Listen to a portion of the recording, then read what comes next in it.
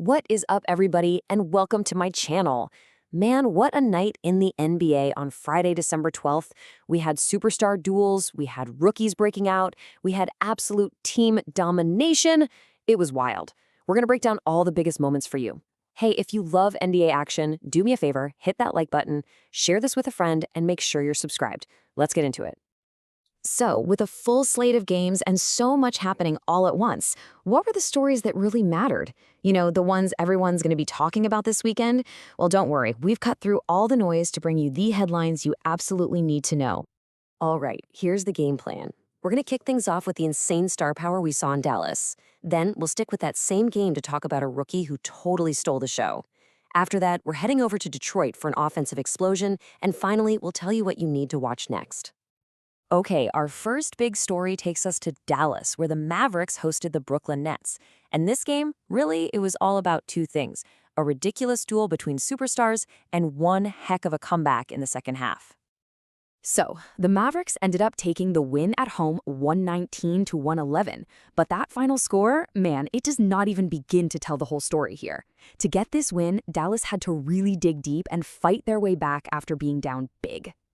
And right at the heart of it all was this classic superstar battle. For the Nets, Michael Porter Jr. was just unconscious.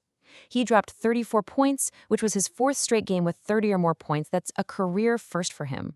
But on the other side, Anthony Davis completely took over for the Mavs. He finished with 24 points and 14 boards. And get this, 20 of his 24 points came in the second half. He literally willed Dallas to that comeback victory. So, you might be asking, how did the Mavs pull this off? Especially since their main big men, Derek Lively and Daniel Gafford, were both out with injuries. Well, the answer was pretty simple. They decided to just dominate the paint. Anthony Davis slid over to play center, and from there he just anchored an absolute assault inside. They outscored the Nets 66 to 44 in the paint. That was the game plan, and it worked perfectly. But you know what? That superstar duel wasn't the only major story happening in Dallas. The Mavericks rookie, Cooper Flagg, had himself a night, playing way beyond his years. Look, for a team to make a huge comeback like that, you need more than just your stars.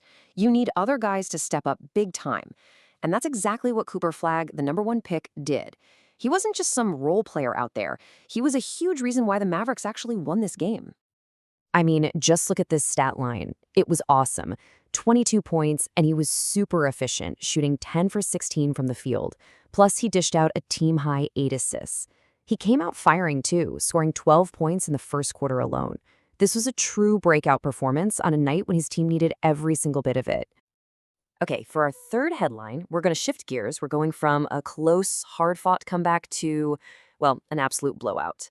The Detroit Pistons were at home against a pretty banged-up Atlanta Hawks team, and they put on a show, an offensive masterclass. Let's just start with this number right here, 142. That's how many points the Detroit Pistons put up in regulation. Anytime a team even gets close to 150 points, you know you just watched something special on offense. And the result of that offensive explosion? A massive 27-point win. The final was 142 to 115. Honestly, this one was never really close. The Pistons just grabbed control right from the start and never let go. And hey, does this sound familiar? Just like in the Dallas game, the story here was all about controlling the paint. The Pistons scored a wild 72 points inside compared to just 50 for the Hawks. Atlanta was missing some key guys like Kristaps Porzingis and Trae Young, and Detroit was smart. They just used their size and attacked the rim all night long. And here's the really cool part. This was a total team effort. This wasn't one or two guys going off. No way. 7, count them, 7 Pistons scored in double figures. As a team, they shot a ridiculous 58% from the field. They were sharing the rock for 34 assists, and they were running the floor for 30 fast break points. Just beautiful team basketball. So after a night filled with all this drama and action, you're probably wondering what's next for these teams. Well, here are a couple of games you're definitely going to want to keep an eye on. If you want to see how the Nets bounce back after that tough loss, you can catch them at home taking on the Milwaukee Bucks this Sunday. That's going to be a good one. And to see if AD and Cooper Flagg can keep that momentum going for the Mavs, they'll be on the road facing the Utah Jazz on Monday night. So there you have it. What a night, right? It really gave us a little bit of everything. A thrilling superstar showdown, a huge statement game from a top rookie, and a clinic in what it means to play team basketball. And that leaves me with just one last question for you. Who do you think had the single best performance of the night?